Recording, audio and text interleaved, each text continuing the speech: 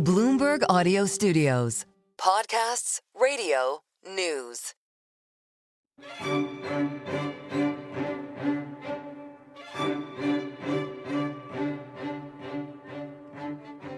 I'm Stephanie Flanders, head of government and economics at Bloomberg, and this is Trumponomics, the podcast that looks at the economic world of Donald Trump, how he's already shaped the global economy, what on earth is going to happen next. This week, we're actually taking a break from Trumponomics to consider the alternative. We discuss every week how Donald Trump is changing the US and the world, and we hear quite a lot from people who think he's taking us in the wrong direction, economically or sometimes politically. But we haven't spent much time on what a seriously alternative agenda of policies might look like. Do the critics think the answer to America's economic and political problems is simply to turn back the clock, go back to Obama and Biden-era policies? Or do these times call for an anti-Trumponomics that's just as disruptive and radical as what's been coming out of the White House?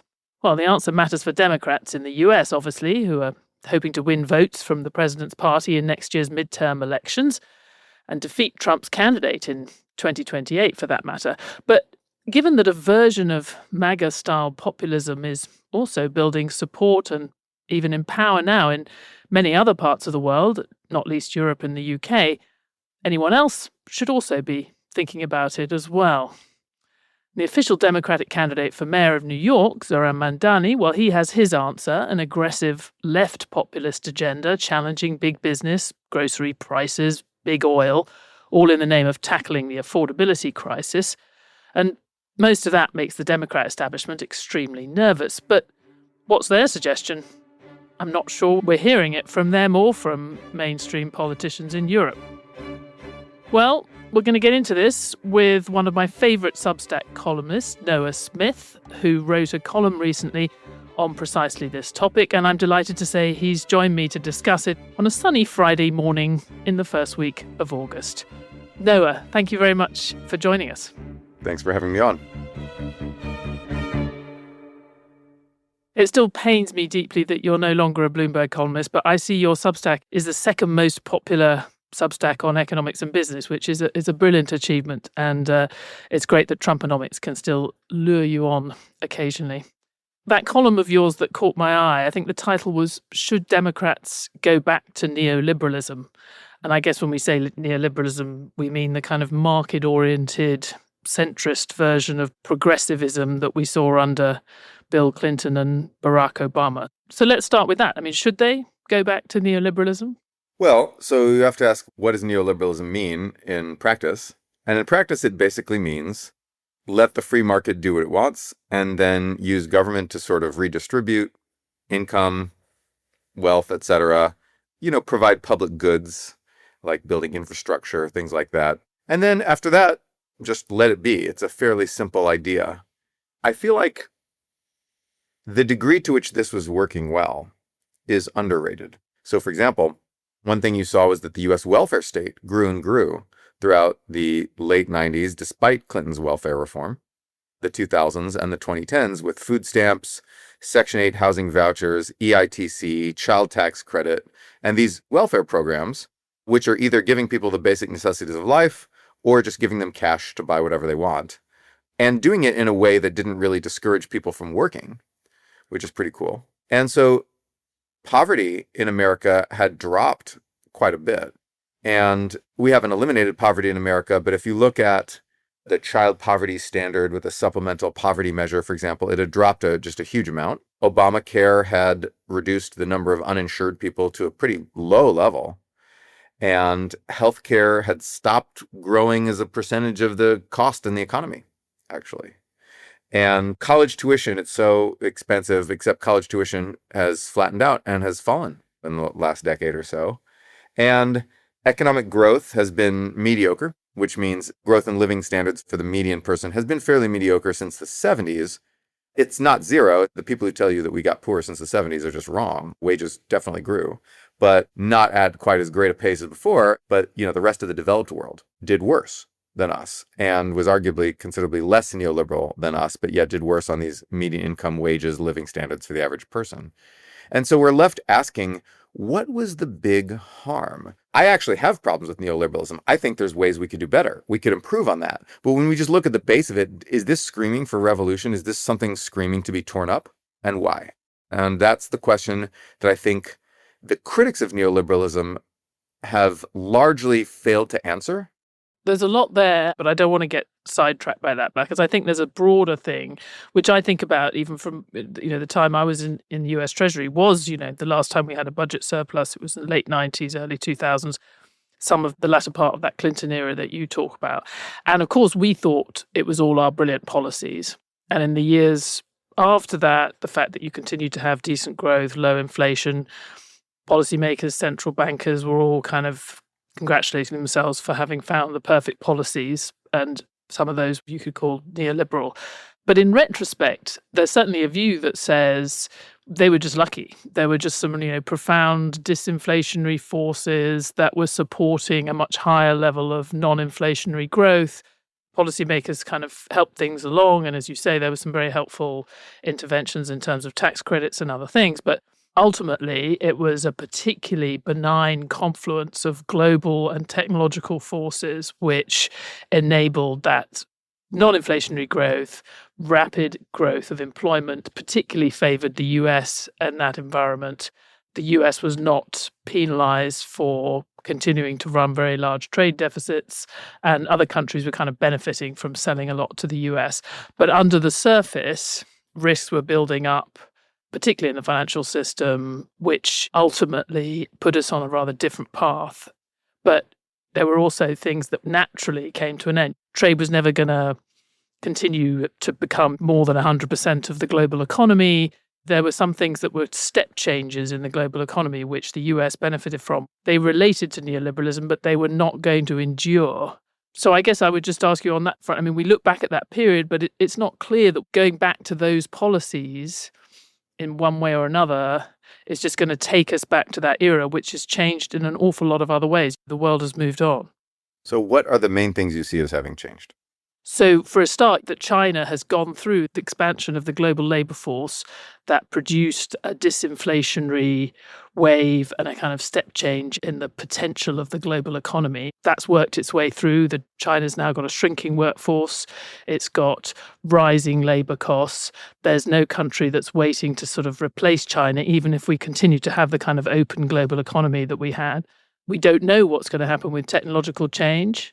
But it seems that the sort of balance of policies globally now is more likely to push up prices than to push them down. And we have these enormous investments that we would have to undertake if we were, for example, wanting to be serious about net zero. I mean, it feels like there's some quite big structural changes that actually kind of make things more expensive going forward.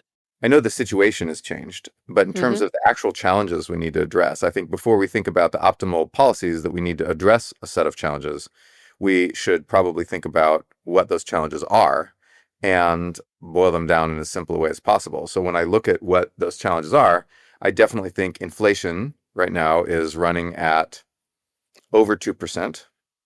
It's ultimately like, 2.5%, 2.8%. I mean, that's a little bit higher than we're used to. It's a little bit higher than the inflation target. But if you look at historical inflation in the United States, it's still pretty low. We had those 2 years of inflation under Biden, but we're not having that level of inflation now. And then as for climate change, we can talk about that, how to allay climate change. I think if you get a lot of leftist critics of neoliberalism, they'll talk about climate change as the main reason why we need to throw out our economic system and pull in a new economic system. And we can talk about that. But am I getting it all? What else? Another thing I would add, which I think changes the sort of policy environment pretty fundamentally, is what's happened to borrowing and to the debt, public debt, since that era, which just constrains even the agenda for a neoliberal set of policies, does it not? Yes, I agree. It definitely does. I personally think that the national debt is becoming a major problem and needs to be dealt with. And there's only one way to deal with the national debt in the long term, which is austerity. And in the short term, you can do things like force interest rates to be lower or force banks to subsidize your debt. That's called financial oppression. Forcing interest rates to be lower is called fiscal dominance. And there's a bunch of shenanigans you can do to sort of put off the day of reckoning. But in the long term, you need austerity. And austerity is two things: tax increases and spending cuts. You must tax your people more, and you must spend less to bring the budget into balance. I'm not sure whether austerity is neoliberal or not. I know that certainly most people on the left would associate austerity and neoliberalism together. I would not necessarily, because I feel like neoliberalism is more related to sort of structural microeconomic policies about how we interfere in the market more than it is about macroeconomic policies about what we do with the national debt. But if you want to call austerity neoliberalism, that's one more reason to take a second look at neoliberalism, because I agree that the debt is a problem. I suspect you probably don't want to call it austerity, right? I mean, I do. It's fiscal control, fiscal rigor, deficit reduction. We can call it whatever we want, but I think austerity is a good name, because you have to be austere. You have to, you get less stuff. You can't have your tax cut. You can't have your spending program, and people have to know that the debt is out of control, and so there's a limit to the amount of goodies we can get. And I think that, to people's credit, in the late 80s and early 90s, we had that moment where people embraced austerity. I don't really remember, but I've gone back and looked, but everyone in the 1992 election, Ross Perot, Bill Clinton, and even George H.W. Bush, was talking about the need for deficit reduction. And we had this big deficit clock up on the outer wall of a big building in New York. Everybody was talking about the debt, and people were willing to accept spending cuts and tax increases to stop that national debt, because we were willing to accept austerity. We didn't use the word austerity. We just said, cut the deficit. And maybe that's what we can say, cut the deficit. But that's what we need. And so I don't know whether you want to call that neoliberal or not, but we do need it. We don't need to get tied up on labels. The reason I was pushed back a bit on austerity, and obviously it's partly because I was sitting in the UK, when it was discussed in the 90s, it was not called austerity. When it was called austerity post-global financial crisis, it was associated, particularly within the UK, a conservative agenda, which the same cuts would not have looked the same under a Labour government. But I'm also reminded, also in the 1990s, but when Sweden, for example, the Social Democrats were having to get on top of their debt situation, I was always struck by the way they talked about it, which was about, this is about having the fiscal independence to do the things we want to do progressively. And as long as I'm beholden to the global bond market, I am not free to do the progressive social democrat things I want to do. So if we do this hard work, it is actually a progressive policy, because then you're not beholden to anyone and you can actually do what you want to do as a government. And there was a sort of an aspect of that with the Clinton agenda as well. I think the broader point is, the things that we're talking about, austerity is one thing. We would probably both agree that you would also want to move away from the kind of protectionist agenda. If you're following this kind of line of alternative policies to more neoliberal policies, free trade or freer trade would be part of that. But does the alternative to Trump have to find some way to tap into the populist mood while still being consistent with these policies? Or do you think it's just a contradiction that we just have to persuade people that there's no need for populism because everything was doing fine before? Well, Americans and people in some other countries too are angry. And there's this idea that a lot of people have that if people are angry, what you need to do is you need to change your economic system. And I think this idea comes fundamentally from the industrial age and from Marxism, and the fact that for a long time, conditions for the working class were very bad under industrialism. And the idea was that this was making people mad, and that we needed to change our economic system to make people less mad. And that when we implemented things like unions, weekends, child labor laws, labor standards, welfare states, etc., people got less mad. And I think that was a major through line and a story in the 20th century, the story of class conflict, and class conflict resolved through social democratic means as an alternative to communism, which was not an effective solution. You can tell that sort of potted story of the 20th century. It's certainly not the only thing that was going on, but it was certainly a big part of what's going on. But now, I think that when people are getting mad in developed countries, we instinctively reach for that same story. We instinctively reach for a repetition of that 20th century story. We say people must be mad because they don't have enough stuff. They're economically deprived. But I think that by and large, that's not true. I do think people do get mad at economic things. I think people were mad about inflation. We got 2 years of, 5 to 8% inflation under Biden. And I think people were mad about that. And they're right to be mad. But I think that overall, the anger that you see is to do with a lot of things that don't look like what people were mad about in like 1925.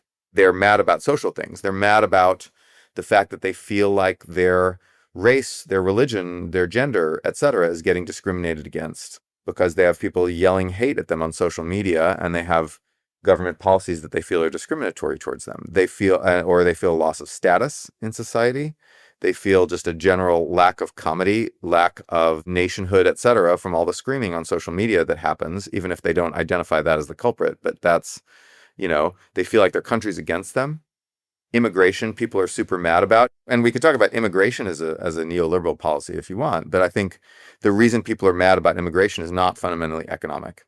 Immigrants don't hurt the native-born workers. And when people say they do, I think it's a proxy. It's what they're really upset about is the fact that immigrants are changing their culture. Immigrants are changing their sense of what the nation is all about and all this social stuff. And there's this thing called the politician's syllogism. It says, something must be done. This is something. Therefore, this must be done. Trump's people have this attitude, certainly with respect to Trump's economic policies. They say, we don't like the way America's going. We have to do something. Trump flails around and just attacks everything in sight. They say, okay, that's something. Something was done. And it was done by someone that we perceive to be on our side, to be on our team in the great American culture war. And he did a thing, and therefore that thing must have been good. I think we see it in polls that even when people give the president a lot of the benefit of the doubt, even on the economic things, even when he says he's going to bring business back to the US or he's going to prevent jobs from going, and then he brings in tariffs that actually make it harder to grow manufacturing in the US, you find that they know there's these overwhelming forces acting against them and even against Donald Trump. So they'll just give him credit for having tried because nobody else was trying. I'm just thinking back on the powerful argument you make about people thinking they need to respond economically to challenges, that certainly political challenges that have cultural and social roots, and the sort of how counterproductive it is to be thinking you have to have a whole new economic plan to respond to things that are actually not economically rooted. So I guess one simplistic way of thinking, okay, what's the implication of your analysis is on the economics front, a party or politicians who want to be a realistic alternative to Trump or the thing that will come after Donald Trump, you wait for Trumponomics to implode economically because all that flailing around will ultimately show itself to be futile, and you concentrate on the cultural distrust that you face and you stick to that, and implicitly your economic policy is that you're going to go back to Democrat policies circa, I don't know, middle of Obama's term. It's a simplification, but does that make sense, or what's wrong with that? Yes, that's pretty good. But then I think that instead of saying, okay, guys, neoliberalism worked, let's go back to that, I say that because it's provocative. I want to make people think about that. You spent 10 years saying that like neoliberalism has failed and we need something else. How true is that really? Reevaluate that baseline bedrock assumption that you had. Did that just come out of the Great Recession? Was it just a sort of a knee-jerk 20th century response to 21st century problems? Like, reevaluate that. And so that's why I said that. So first of all, I do believe that there's lots of things we need to do differently than we did in the 20th century. For example, we need to focus much more on building more housing, on making it easier to build. Land use is the great economic issue of our times, I think, and making housing cheaper and more abundant has got to be a big goal.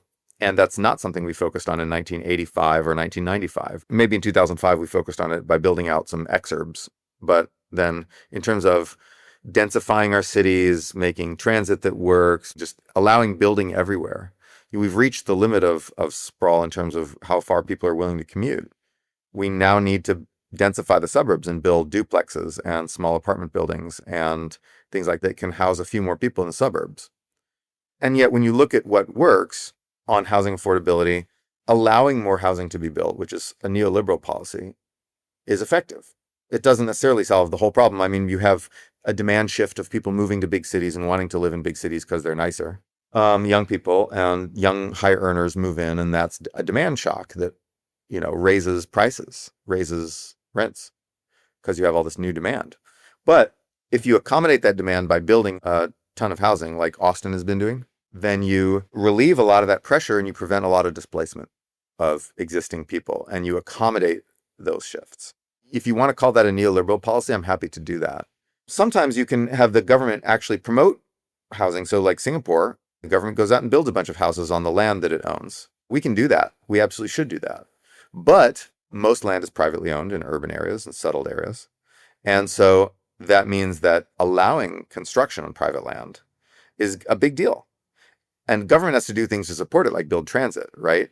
Or at least allow transit, facilitate transit to make it easier for people who have like apartment buildings to get around without having to drive everywhere. Congestion pricing in New York, there's things like that. But then ultimately, you've got to let people build housing.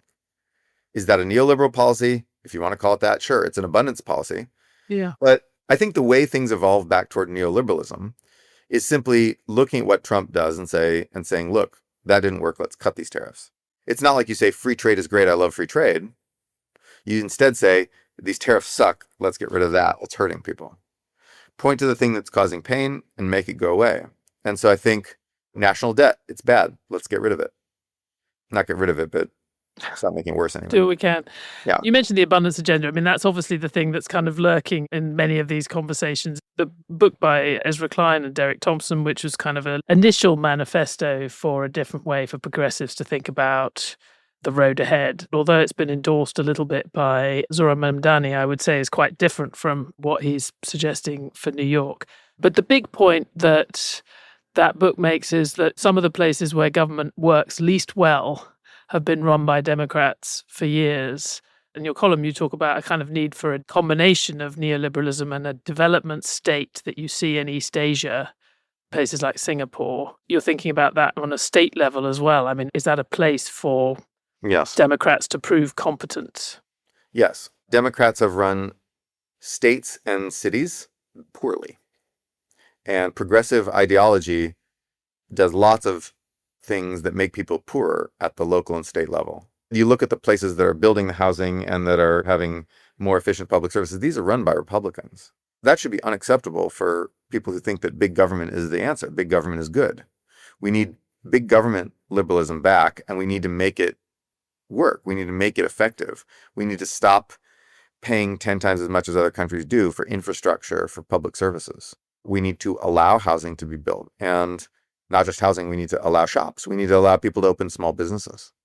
We will make small business people just go through insane amounts of red tape to open small businesses. We need to let them. We need to get away from the idea that tolerating public disorder is a form of welfare and that we're reducing harm for poor people by allowing them to do fentanyl on the street. And realize that's not actually helping poor people, and that failing to arrest shoplifters, people who just loot stores, that's not a form of wealth redistribution. This is not Robin Hood. This is bad for poor people. It's destroying poor neighborhoods. Progressive governance has failed on so many fronts, so dramatically. Texas is building more solar power, wind power, and batteries than California by a mile. That's unacceptable, even though California has a lot more people who it needs to deliver electricity to. It's unacceptable that a red state, simply by reducing regulation, clean green energy is outbuilding California in those energy technologies by a mile. So what I'm saying is progressive governance has failed at the state and local level, and it needs to improve. And then we need to recognize and deal with that failure instead of simply denying it and trying to look for someone to blame. I guess one pushback, or at least a dissonance in what we're saying, we really dumped on California and the dysfunctionality of the government there, but it has also produced some of the companies that you've just talked about that were associated with the biggest innovations in AI and in technology. Tesla managed to establish a pretty successful company in California to the left. Most of the most successful companies of our era, certainly the most important ones, have come from that supposedly impossible state. So something was going right in California. Well, California has a very strong network effect where Silicon Valley is in California. So tech companies all move there because that's where the engineers are. And the engineers move there because that's where the companies are. And they all move there because that's where the financiers are. And the financiers move there because that's where the companies are. And so there's this big network effect, right? But they managed to build those factories. Tesla managed to build a big factory there initially. That's true. They did. Although it was already built. It was the NUMMI factory. They took it over. They couldn't have built that factory new. Oh, yeah, that's interesting. I know this because I know people who are trying to replicate this and build new factories in California now. A network effect is a powerful thing, and it functions a bit like oil, because you're essentially making your money from land, except instead of something that's under the land, it's simply the land's location. You can kill a network effect. It's very hard. You have to make incredibly bad policies. But what California's been doing with its ineffective policies, it has been tapping the network effect, taxing that network effect and exploiting it and using it for very inefficient forms of redistribution. And you've seen housing prices go through the roof, and California not accommodating that by building more housing to house people.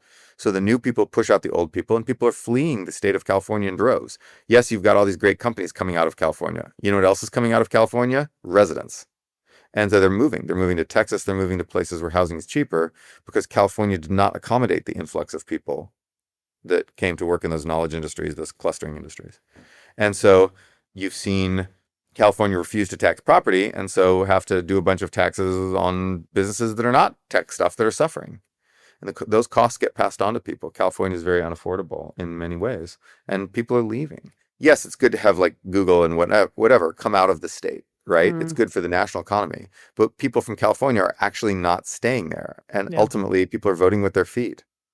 I'm reminded a bit of the old joke about the guy in the Latin American country that's had multiple coups and populist governments, and he says he dreams of a time when people will be on the street with the banners saying moderation or death. And reading your column, you say we need fewer ideological crusades and populist clutches and more competence and capacity. But is that exciting enough in this era? Is that a strategy that's going to get people elected? What do we want? Competence and capacity. When do we want them? Now. Do people want excitement? Well, they've got used to that action, that sort of action all the time.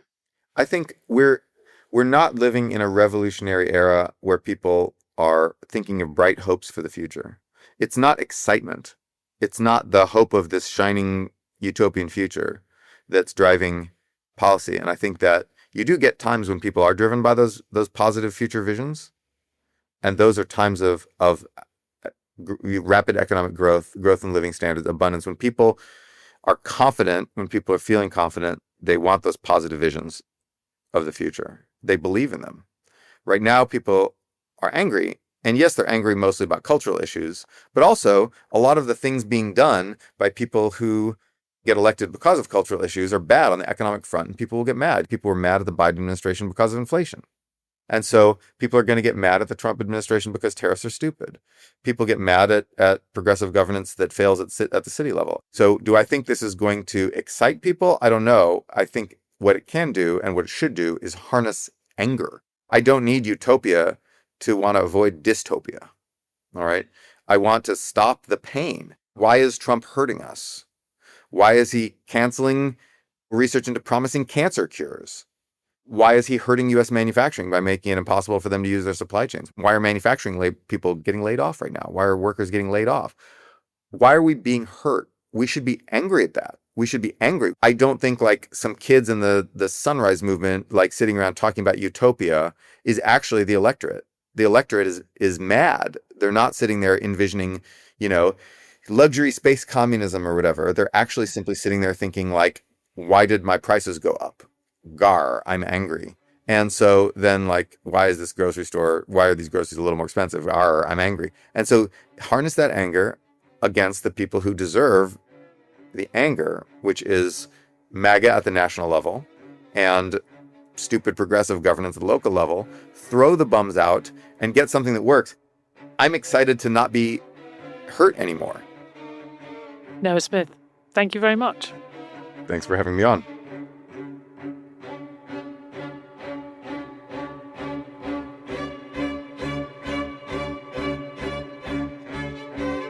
Thanks for listening to Trumponomics from Bloomberg. It was hosted by Stephanie Flanders, and I was joined by the economic blogger Noah Smith.